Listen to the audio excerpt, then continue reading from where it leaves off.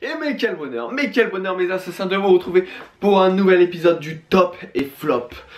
On est dans la semaine, une vidéo par jour. Vous avez peut-être vu, je me suis fait supprimer 2 vidéos pour droit d'auteur. Bah voilà, c'est parce que j'ai voulu mettre des images dans mes top et flop. J'ai voulu mettre des images pour vous montrer ce que je dis, tu vois, que ça corresponde à ce que je dis avec les images. Mais du coup je me suis fait niquer, donc je vais les remettre, vous inquiétez pas, allez les voir, allez mettre un like, allez les commenter. Allez, on revient au match, on va parler de l'état de forme des deux équipes. Alors l'Uruguay, état de forme catastrophique. Défaite face au Brésil, au Japon, à la Corée.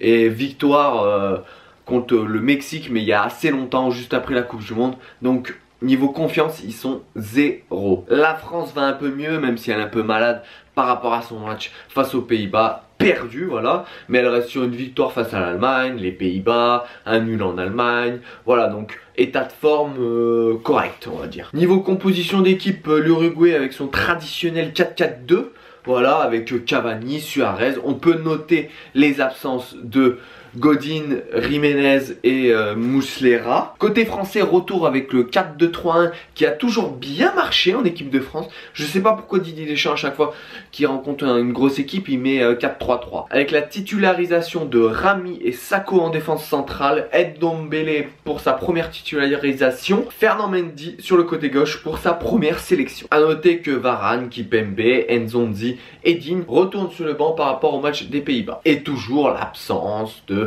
Umtiti, Pogba, Benjamin Mendy et Lucas Hernandez. Bon, alors on va pas se mentir, hein, c'est avec des matchs comme ça que tu te dis que la Ligue des Nations est bénéfique pour le football. Parce que bon, c'était pas un grand match, c'est un match amicaux avec 6 changements, il n'y a pas un gros rythme, même si on va passer côté français. Au début de match, il y avait un bon rythme. Au début de match, en première mi-temps, quand il y avait les 11 titulaires, il y avait un bon rythme. On peut noter des phases de jeu intéressantes de l'équipe de France. En une touche de balle, je te la donne, je te la remets, j'écarte, etc. Je fais un centre, je termine par une belle action. À l'image du penalty, où il y a redoublement de passes. Franchement, j'ai trouvé des phases intéressantes. Donc on a dominé ce match, hein, parce que bon, l'Uruguay, c'était, on reviendra après. Mais voilà, on a dominé le match sérieux de à peu près toutes les équipes. Défensivement, on était bon. Un bon match de Rami derrière. Quand on a appris la titularisation de Rami et de Sakho en défense centrale, on s'est dit oulalalala, face à Cavani, Suarez, comment ils vont faire? Non mais attendez, il y a une équipe autour de Rami et Sakho quand même, ils sont pas tout seuls à défendre. Moi j'avais pas trop d'inquiétude personnellement, parce qu'il faut faire reposer certains cadres comme Varane, Kimpembe qui restait pas sur des grosses performances en équipe de France. Donner sa chance à Sakho, c'était pas un scandale pour moi. Après réflexion, parce que c'est vrai que quand tu apprends ça, tu te dis oh putain, on revient 5 ans en arrière. On n'a pas trop concédé d'occasion. Après, comme je t'ai dit, ça reste un match amical avec pas d'enjeu. En deuxième mi-temps, ça s'est un peu endormi. Bon, le match des Uruguayens, bah ils se sont concentrés à bien défendre. Puis voilà, ils ont rien proposé de spécial. Il faut dire que l'Uruguay sans Cavani, c'est le néant total. Le mec, il te met l'assiette, il te met les couverts, il te sert un verre de vin, t'as plus qu'à t'asseoir et à déguster ton repas. Avec Cavani, c'est ça, il est de partout. À la fin, quand il donne le délicieux ballon pour Rodriguez au milieu de la surface, franchement, magnifique. Il se rate et tout, bon bref, mais magnifique. Une passe sublime. Les flops bis, on va dire Mbappé, parce que je pense qu'il peut ouvrir une concession, parce qu'il a des occasions assez intéressantes dans ce match. Torreira, le milieu d'Arsenal, j'ai déjà vu jouer avec Arsenal, je l'ai trouvé très intéressant, et là il m'a déçu en fait, voilà, il n'a pas touché beaucoup de ballons, voilà, il m'a déçu. Allez, on va passer au flop, c'est parti. Alors le troisième, bah c'est Thauvin. Ouais, il a bien défendu, mais offensivement, il a rien montré. Il a joué 54 minutes, je crois. C'est que Thauvin, il faut qu'il propose plus son équipe de France. S'il veut jouer un peu plus, il faut qu'il propose plus. Tu vois, comme à Marseille, il déborde, il revient, il frappe, il est en confiance, il marque des buts, tout ça. Et en équipe de France, tu le vois pas ça. Et c'est très frustrant. Même pour lui, je suis sûr que ça doit être frustrant. Mon deuxième, bah, c'est Fekir. Alors tu vas me dire, c'est un peu sévère, il a joué que 20 minutes. Ouais, mais franchement, pendant les 20 minutes, il m'a gonflé. Ah ouais, il avait pas envie. Il avait pas envie. Oh, c'est Griezmann qui s'est replacé sur le côté. Il est rentré milieu gauche. Il a fini deuxième attaquant. Ah ouais, mais Griezmann, c'est le patron. C'est le patron qui décide. Toi, tu viens, t'es remplaçant.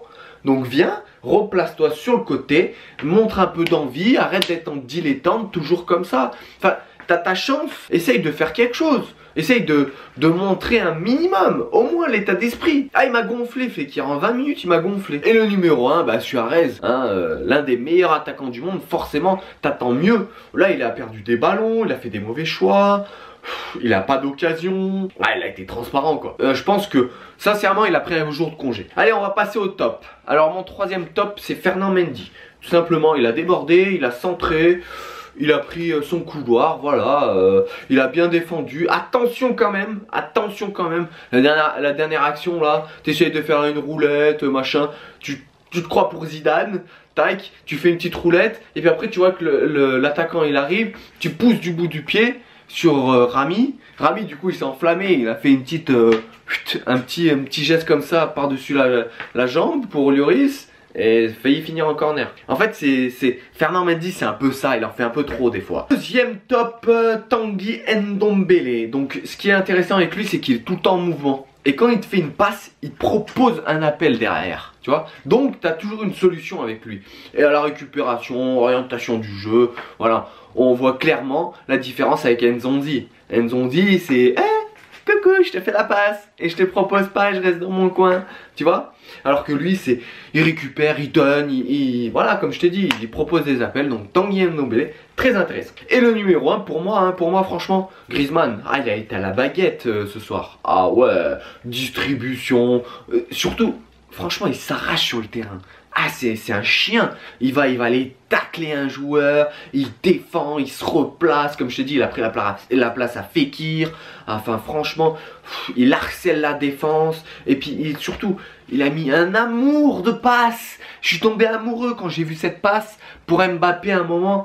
Ah, franchement, magnifique. Taille patron Griezmann ce soir. Rien à dire. Et puis les top bis, on va dire, Cavani qui a été intéressant et Rami. Maintenant c'est à toi de jouer dans les commentaires en me disant tes tops et tes flops, de me rejoindre sur les réseaux sociaux pour connaître toute mon actualité, surtout sur Instagram, d'aller voir dans la description et de t'abonner, partager, commenter et liker cette vidéo. C'était Rafi pour vous servir, restez branchés, on est ensemble et faites-moi rêver.